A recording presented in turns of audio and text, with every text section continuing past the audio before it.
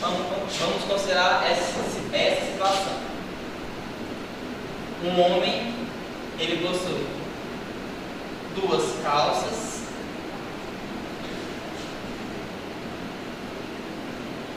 e ele possui 5 blusas.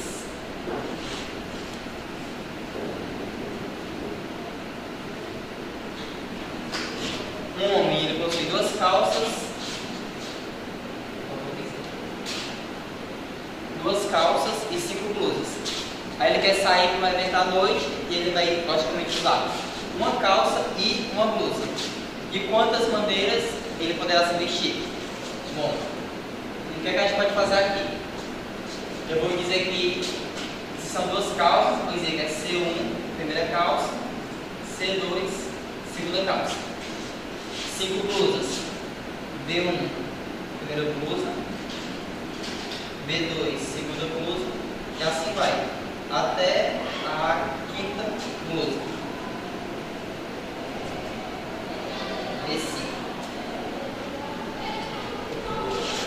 Ok, então o que vamos fazer agora? Olha, ele tem 2 calças, ou ele vai escolher a primeira calça, ou ele vai escolher a segunda calça. Vamos supor que ele vai escolher a primeira calça. Então,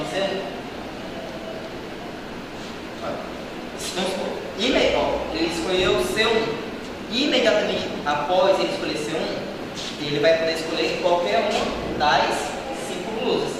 Então, se ele escolheu a primeira calça, ele vai poder escolher logo em seguida ou a primeira blusa, ou a segunda blusa, ou a terceira, ou a 4ª. Pode ser também com a terceira blusa, a 4ª blusa ou a 5ª blusa. Bom, a gente fez essas possibilidades se ele escolhesse a primeira calça, mas se ele escolhesse a segunda calça, então C2, segunda calça. Ora, quando ele escolher a segunda calça, ele também poderá escolher o quê? Ou a primeira blusa, segunda, terceira, 4ª ou 5ª. Aí vem pra cá. Se for a segunda calça, pode ser a primeira blusa, ou a segunda, ou a terceira, ou a 4ª, ou a 5ª. E então, para a gente saber o total de possibilidades que esse homem poderá sair de casa, a gente simplesmente conta as pontas. Aqui tem 5, aqui também tem 5. Então, ao todo são 10 possibilidades.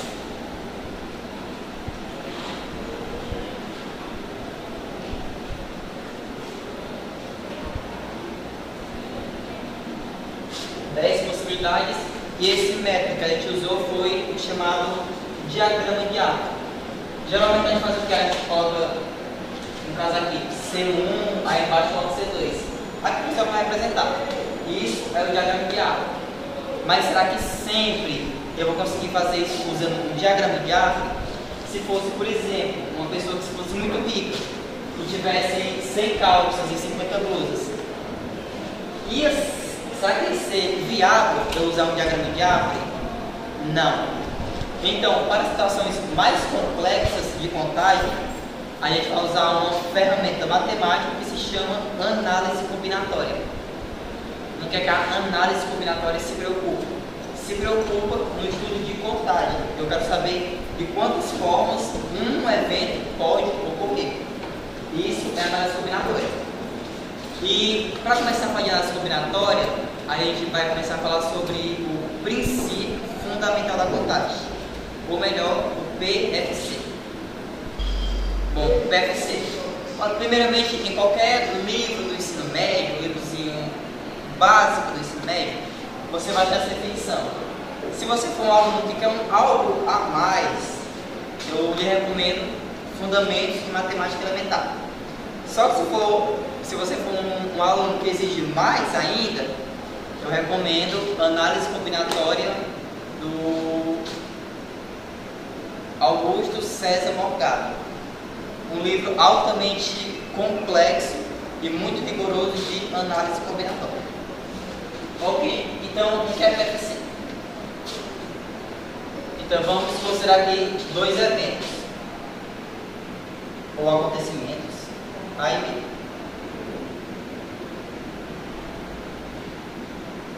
O evento A e o evento B. Pode ser, por exemplo, o acontecimento a situação anterior. O rapaz ele tem duas calças e quer escolher uma. O evento A pode ocorrer de X maneiras distintas.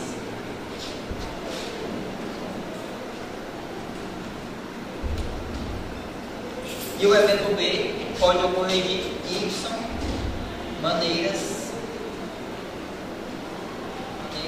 distintas.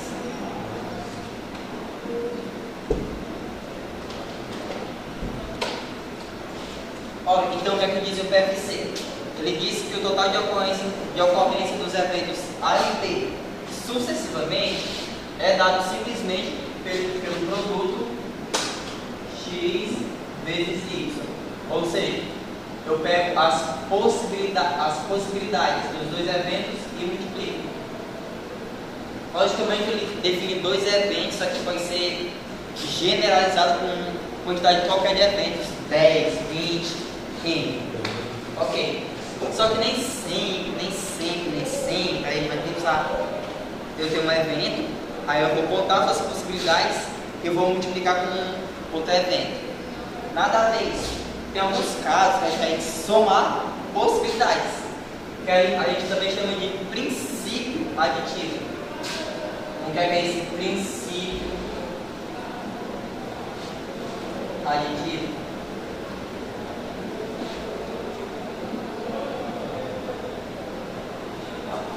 A definição é quase a mesma.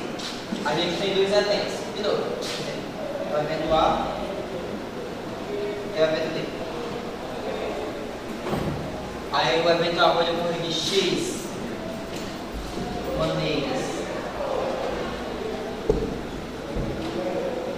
distintas.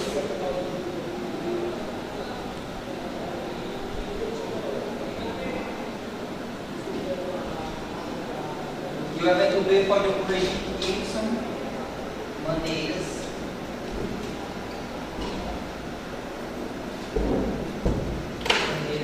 distintas.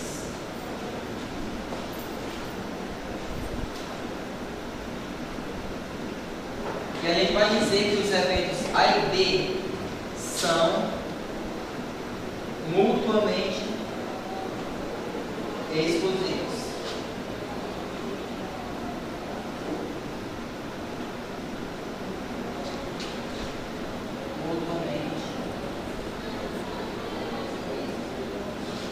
Ora, mas quando eu digo que A e B são mutuamente exclusivos, significa o quê?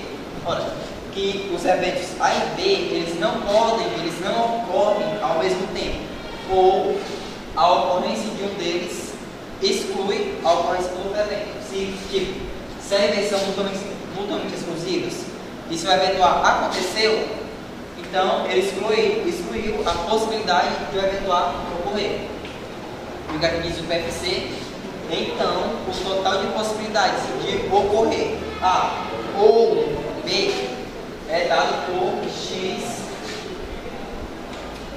mais Y.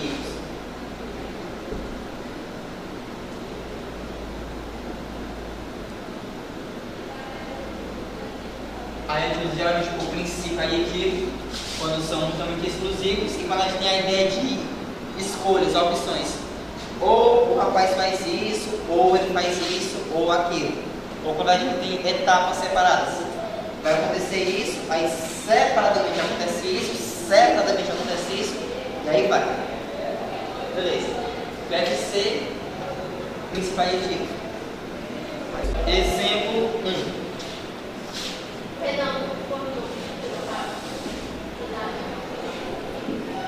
Ó, vamos ter esse exemplo aqui. 5 amigos vão ao cinema e existem exatamente 5 lugares vagos. pergunta: de quantas maneiras distintas esses 5 amigos poderão se dispor nesses lugares vagos? Aí vamos lá. Eu tenho 5 amigos.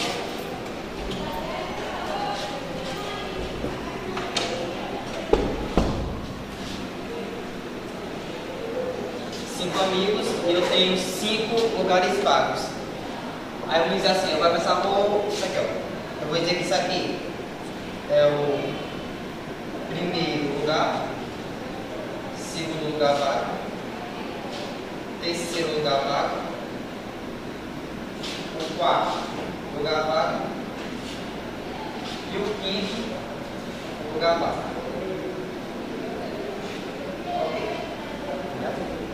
Primeiro, segundo, terceiro, quarto e quinto. Aí os amigos chegam lá no cinema. Aí não.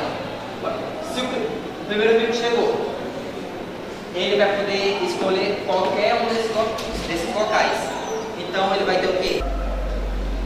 O primeiro amigo chega, então olha, ele chega, são 5 lugares. Ele vai poder escolher qualquer um dos 5 lugares. Ou seja, o primeiro amigo ele tem 5 possibilidades de escolha. Aí eu vou colocar aqui 5, exemplo. Eu poderia colocar esse aqui, ou aqui, ou aqui, qualquer lugar. Eu vou só seguir uma ordem. Pronto, aí o primeiro amigo chega, aí ele está fixo numa cadeira. Aí vem o segundo amigo. Ele iria ter quantas possibilidades? 4 possibilidades, porque uma já está ocupada. Então ele teria 4 possibilidades. Então pronto, o primeiro amigo se sentou, o segundo amigo se sentou, aí chega o terceiro amigo.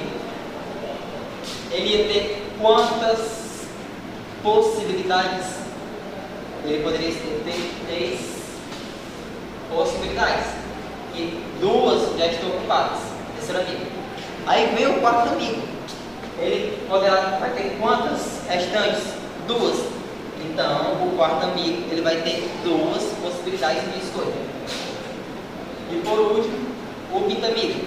Ora, o quinto amigo vai ter uma possibilidade, porque restou apenas uma. Ok? Só que será que aqui eu vou o quê? Eu vou somar ou eu vou multiplicar? A gente vai dizer que aqui são 5 eventos, evento A, B, C, D e E, ok? Só que assim, vamos imaginar o seguinte: o primeiro amigo se senta e sucessivamente após ele se sentar, vem o segundo amigo. Depois que o segundo amigo se senta, sucessivamente após o segundo amigo se sentar, vem o terceiro amigo. E isso acontece de forma sucessiva. Acontecimentos que ocorrem de forma sucessiva recaem no princípio fundamental da contagem. Ou seja, eu teria que pegar tudo isso daqui, e segundo o PFC, e como são eventos sucessivos, eu multiplicava todas as possibilidades. Bom, eu fazendo essa multiplicação aqui, 5 vezes 4, 20, 60, 120. Então a gente teria 120 possibilidades.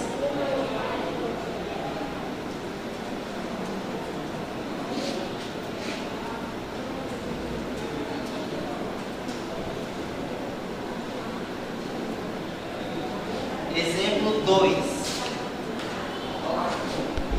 O Enem, o Exame Nacional do Ensino Médio, é uma prova composta de uma redação e 180 questões, dividida na área de matemática, ciências da natureza, linguagens e códigos e ciências humanas.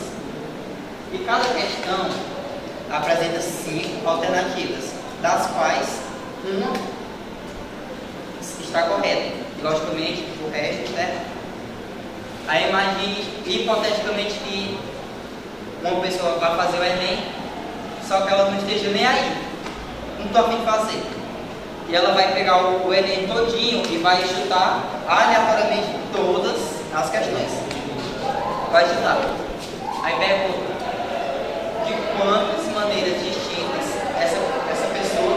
poderá marcar o gabarito do Enem. Aí vamos ver. Olha, eu sei que cada questão possui uma alternativa correta. E são 180 questões. Ou seja, a primeira questão, a segunda questão, a terceira questão,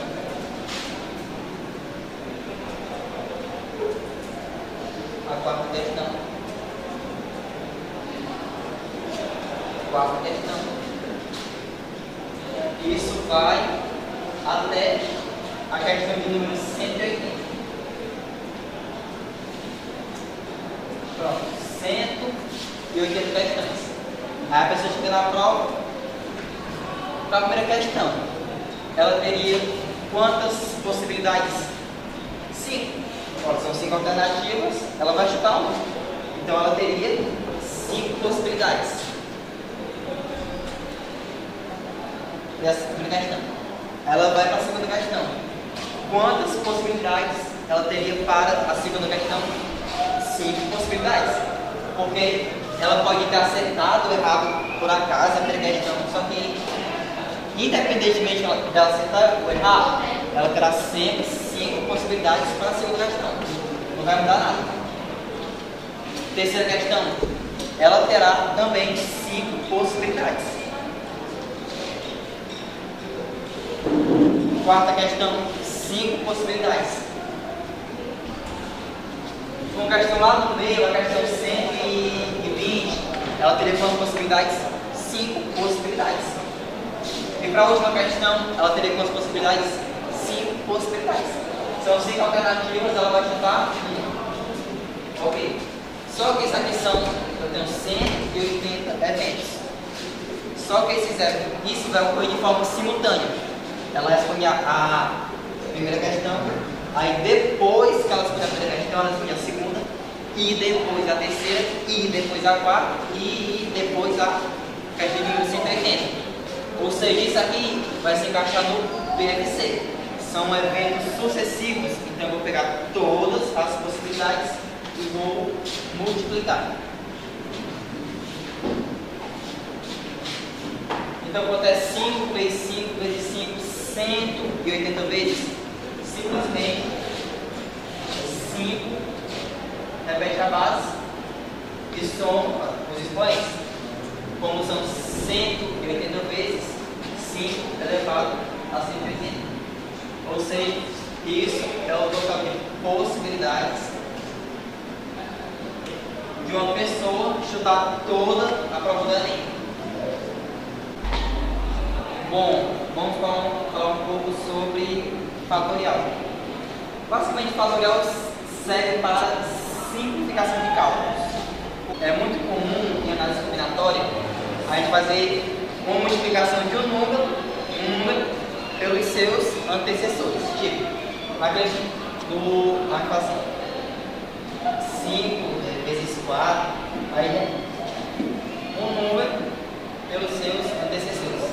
Aqui 8 vezes 7 vezes 6. Pegar um número e multiplicar pelos seus antecessores.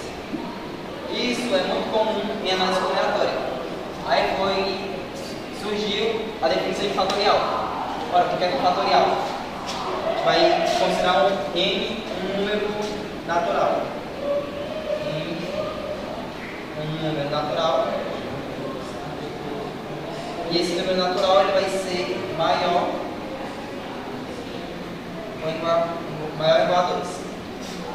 A gente define n fatorial. A gente vai n fatorial igual a quanto? A multiplicação do número n pelos seus antecessores. N vezes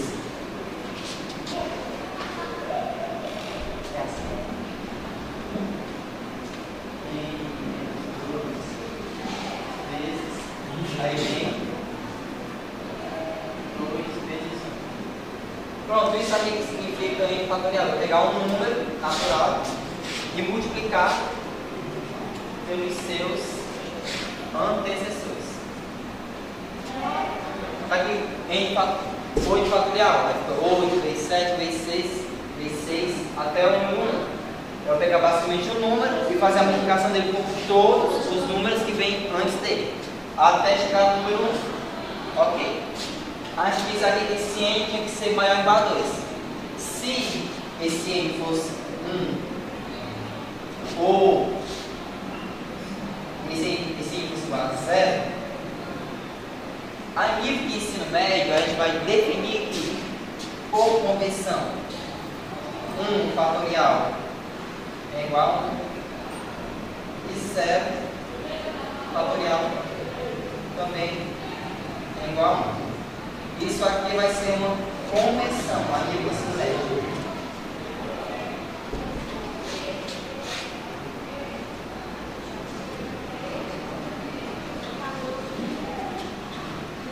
Agora vamos falar um pouco de permutação.